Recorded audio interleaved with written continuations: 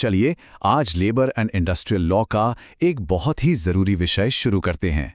हम बात करेंगे इंडस्ट्रियल डिस्प्यूट्स एक्ट 1947 की धारा 2 के बारे में, जिसमें दी गई परिभाषाओं को समझेंगे। देखिए, ये परिभाषाएं ही इस पूरे अधिनियम की आप कह सकते हैं नींव हैं। जय हिंद। देखिए, आज जो हम टॉपिक कवर करने वाले हैं वो एक बहुत ही आम सवाल से शुरू होता है जो अक्सर परीक्षाओं में आता है। ये सवाल इंडस्ट्रियल डिस्प्यूट्स एक्ट की उन 16 बुनियादी परिभाषाओं के बारे में है जिन्हें समझे बिना इस कानून को समझना नामुमकिन है। तो सबसे पहले इस सवाल को इसके असली रूप में यानी अंग्रेजी में देखते हैं। Explain the following terms as defined US 2 of the industrial disputes act 1947। 1. Appropriate government.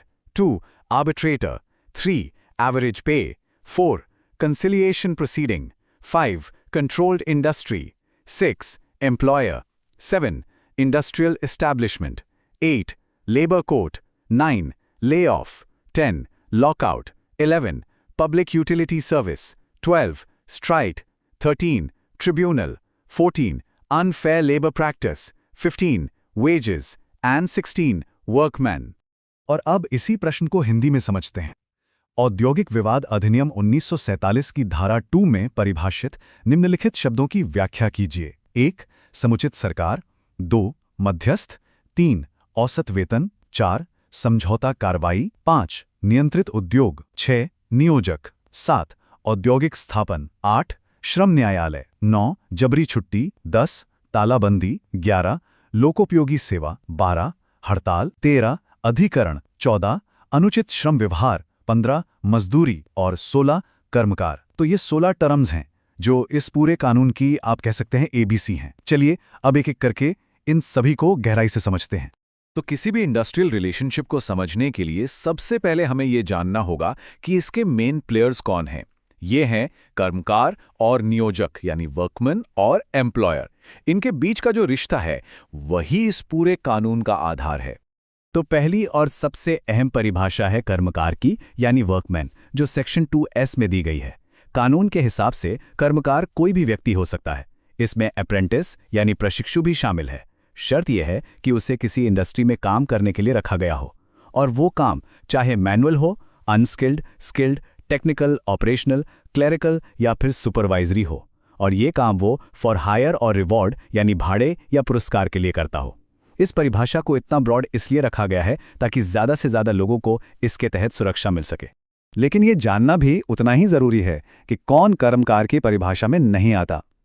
कानून कुछ लोगों को इससे साफ साफ बाहर रखता है, जैसे कि जो लोग एयरफोर्स, आर्मी या नेवी में हैं, या फिर पुलिस ऑफिसर और जेल के कर्मचारी। अब जो सबसे ज़रूरी बात है वो ये कि जो व्यक्ति मुख्य रूप से मैनेजरियल या एडमिनिस्ट्रेटिव रोल में है, मतलब प्रबंधन या प्रशासन का काम करता है, वो कर्मकार नहीं है। और आखिर में ऐसा कोई सुपरवाइजर जिसकी तनख्वाह 1600 रुपये प्रति महीने से ज़्यादा है, उसे भी इस परिभाषा से बाहर रखा गया है। अब आते हैं कहानी के दूसरे किरदार पर, नियोजक यानी एम्प्लॉयर, जिसे सेक्शन 2G में बताया गया है। अगर कोई इंडस्ट्री किसी सरकारी विभाग के तहत चल रही है तो उस विभाग का जो हेड होगा उसे ही एम्प्लॉयर माना जाएगा। इसी तरह अगर कोई इंडस्ट्री किसी लोकल अथॉरिटी जैसे नगर निगम के तहत है तो उसका चीफ एग्जीक्यूटिव ऑफिसर ही एम्प्लॉयर होगा। पर क्या ये सिर्फ सरकारी संस्थाओं के लिए है? जी नहीं। वेस्टर्न इंडिया ऑटोमोबाइल एसोसिएशन बनाम बॉम्बे राज्य के केस में ये साफ कर दिया गया था कि इस परिभाषा में प्राइवेट इंडस्ट्री के मालिक भी शामिल हैं। ठीक है, तो अब हमने पार्टीज को समझ लिया। अब चलिए उस मैदान को समझते हैं जहां ये सब होता है, मतलब वो इंडस्ट्रियल लैंडस्केप जहां ये रिश्ते पनपते हैं। क्योंकि किसी भी विवाद को समझने से पहले ये जानना जरूरी है कि वो कहां हो रहा है। सेक्शन 2K हमें बताता है इंडस्ट्रियल एस्टैब्लिशमेंट या औद्योगिक स्थापन के बारे में। सीधे शब्दों में कहें तो ये कोई भी ऐसी जगह या उपक्रम है जहां कोई इंडस्ट्री चल रही है। एक फैक्ट्री हो सकती है, एक दफ्तर, कुछ भी।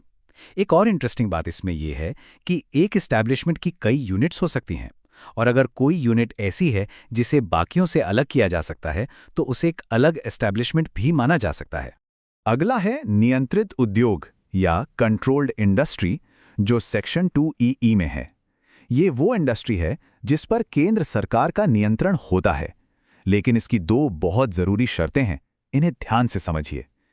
पहली, केंद्र सरकार ने किसी सेंट्रल एक्ट यानी केंद्रीय कानून के जरिए ऐसा डिक्लेयर किया हो, और दूसरी ये डिक्लेरेशन इस आधार पर हो कि पब्लिक इंटरेस्ट में यानी जनहित में उस इंडस्ट्री पर केंद्र का नियंत्रण जरूरी है। अब एक बहुत ही प्रैक्टिकल और ज़रूरी परिभाषा, समुचित सरकार या एप्रोप्रिएट गवर्नमेंट जो सेक्शन 2A में है, ये तय करती है कि किसी डिस्प्यूट में जुरिस्डिक्शन किसका होगा, केंद्र सरकार का या राज्य सरकार का। नियम सीधा है, रेलवे, बैंकिंग, बीमा, माइंस, ऑयल फील्ड्स और बड़े बंदरगाह जैसे जो राष्ट्रीय महत्व के उद्योग हैं, उनके लिए एप्रोप्रिएट गवर्नमेंट केंद्र सरकार होगी, और इनके अलावा बाकी सब कुछ स्टेट गवर्नमेंट के दायरे में आता है। विजय कॉटन मिल्स लिमिटेड के केस में यह भी साफ हुआ था कि कंट्रोल्ड इंडस्ट्रीज भी केंद्र सरकार के ही अधीन आती है। इसके बाद है लोकोपयोगी सेवा या पब्लिक यूटिलिटी सर्विस, जैसा सेक्शन 2N में बताया गया है। ये वो जरूरी सेवाएं हैं जिनके रुकने से आम लोगों की जिंदगी पर सीधा असर पड़ता है, जैसे रेलवे, पोस्ट, टेलीफोन या फिर बिजली और पानी की सप्लाई।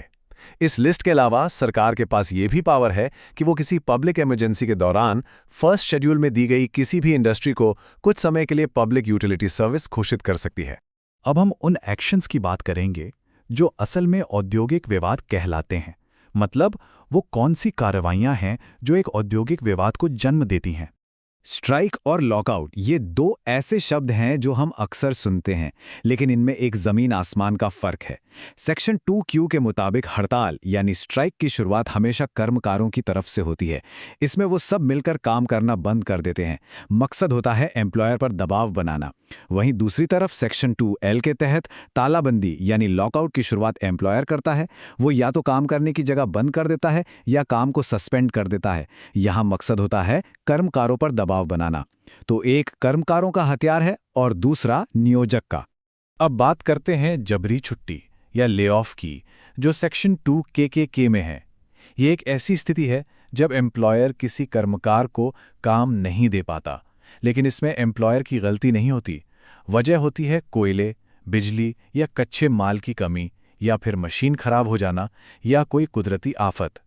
यहाँ सबसे ज़रूरी बात यह है कि ले ऑफ में नौकरी खत्म नहीं होती, सिर्फ अस्थायी तौर पर काम रोक दिया जाता है। तो कानूनन ले ऑफ के कुछ जायज़ कारण हैं, जैसे हमने देखा पावर या रॉ मटेरियल की कमी। लेकिन सबसे ज़रूरी बात जो आपको याद रखनी है वो ये है कि क्या ले ऑफ का कारण नहीं हो सकता। होप टेक्सटाइल्स लिमिटेड बनाम मध्य प्रदेश राज्य के मामले में सुप्रीम कोर्ट ने एक ऐतिहासिक फैसला दिया था। कोर्ट ने कहा कि आर्थिक तंगी या फाइनेंशियल प्रॉब्लम्स ले ऑफ का जायज़ कारण नहीं है। मतलब कोई एम्प्लॉयर ये कहकर लोगों को काम से नहीं बिठा सकता कि उसे बिजनेस में घाटा हो रहा है। ये एक लैंडमार्क जजमेंट है जो कर्मकारों के हक की रक्षा करता है। अगर इस तरह की डिटेल्ड ब्रेकडाउन आपको अपनी एग्जाम्स की तैयारी में मदद कर रही हैं, तो एक मोमेंट लेकर इस वीडियो को लाइक ज़रूर करें और चैनल को सब्सक्राइब कर लें ताकि ऐसे इन डेप्थ लीगल एक्सप्लेनर्स आप तक पहुंचते रहें। हमारी अगली परिभाषा है अनुचित श्रम व्यवहार या अनफेयर लेबर प्रैक्टिस, जो सेक्शन 2R में है। ये परिभाषा बहुत सीधी सादी है। ये बस इतना कहती है कि जो भी प्रैक्टिसेस इस एक्ट के 5th शेड्यूल में लिखी हैं वो सब अनफेयर लेबर प्रैक्टिस हैं। उस शेड्यूल में एम्प्लॉयर्स और यूनियंस दोनों के लिए एक लंबी लिस्ट है कि उन्हें क्या नहीं करना चाहिए, जैसे किसी को यूनियन बनाने से रोकना या किसी पर झूठे इल्जाम लगाना। तो ठीक है, विवाद हो गया, अब इसे सुलझाएंगे कैसे? इसके लिए कानून ने एक पूरी मशीनरी बनाई है, एक पूरा सिस्टम तैयार किया है। चलिए अब समझते हैं कि विवादों को हल करने का ये तंत्र कैसे काम करता है। आमतौर पर डिस्प्यूट सुलझाने का एक रास्ता होता है स्टेप बाय स्टेप। पहला कदम है समझौता कार्यवाही या कंसीलिएशन प्रोसीडिंग्स। इसमें एक कंसीलिएशन ऑफिसर दोनों पार्टियों के बीच में सुलह कराने की कोशिश करता है। अगर बात नहीं बनती तो दूसरा रास्ता है मध्यस्थता या आर्बिट्रेशन। इसमें दोनों पार्टियां अपनी मर्जी से किसी तीसरे व्यक्ति यानी आर्बिट्रेटर को चुनती हैं और उसका फैसला मानती हैं। और अगर यहां भी बात ना बने तो आखिरी रास्ता है न्याय निर्णयन या एडजुडिकेशन, जो लेबर कोर्ट या ट्रिब्यूनल में एक प्रॉपर केस की तरह चलता है। एडजुडिकेशन के लिए दो मुख्य बॉडीज हैं, श्रम न्यायालय यानी लेबर कोर्ट और अधिकरण यानी ट्राइब्यूनल। लेबर कोर्ट का गठन सेक्शन 7 के तहत होता है और यह एक्ट के 2nd शेड्यूल में दिए गए मामलों को सुनता है। वहीं ट्राइब्यूनल का गठन सेक्शन 7A के तहत होता है और इसका दायरा बड़ा होता है। ये 2nd और 3rd दोनों शेड्यूल्स के मामलों पर फैसला दे सकता है। चलिए अब अपनी डिस्कशन के आखिरी हिस्से पर चलते हैं, जो कि फाइनेंशियल डेफिनेशन से जुड़ा है। अक्सर सारे विवाद यहीं से तो शुरू होते हैं, पैसे और मजदूरी से। सेक्शन 2RR हमें मजदूरी यानी वेजेस के बारे में बताता है। इसके मुताबिक मजदूरी वो हर रेम्यूनरेशन है जिसे पैसे में तौला जा सके और जो किसी कर्मकार को उसके काम के बदले मिलना तय हुआ हो। इसमें डियरनेस अलाउंस यानी महंगाई भत्ता और कुछ सुविधाओं की कीमत जैसे कि रहने की जगह भी शामिल होती है। लेकिन ये जानना भी उतना ही जरूरी है कि कानूनन वेजेस में क्या क्या नहीं आता। एक्ट साफ कहता है कि किसी भी तरह का बोनस, पेंशन या प्रोविडेंट फंड में एम्प्लॉयर का कंट्रीब्यूशन, नौकरी छोड़ने पर मिलने वाली ग्रेच्युटी या फिर सेल्स पर मिलने वाला कोई भी कमीशन, ये सब वेजेस का हिस्सा नहीं माने जाएंगे। और हमारी आखिरी परिभाषा है औसत वेतन या एवरेज पे, जो सेक्शन 2AA में है। ये बस एक कर्मकार को मिलने वाली मजदूरी का औसत है। इसे निकालने का तरीका पेमेंट साइकिल पर डिपेंड करता है। अगर किसी को महीने की तनख्वाह मिलती है तो पिछले 3 महीनों का औसत लिया जाएगा। अगर हफ्ते की मिलती है तो पिछले 4 हफ्तों का औसत, और अगर रोज की मजदूरी मिलती है तो पिछले 12 वर्किंग डेज का औसत निकाला जाएगा। तो ये थी वो 16 परिभाषाएं जो कर्मकार से लेकर औसत वेतन तक इंडस्ट्रियल डिस्प्यूट्स एक्ट 1947 को समझने के लिए एक मजबूत आधार तैयार करती हैं। इन्हें समझे बिना इस कानून के किसी भी प्रावधान को सही तरीके से लागू करना या उसकी व्याख्या करना मुमकिन नहीं है।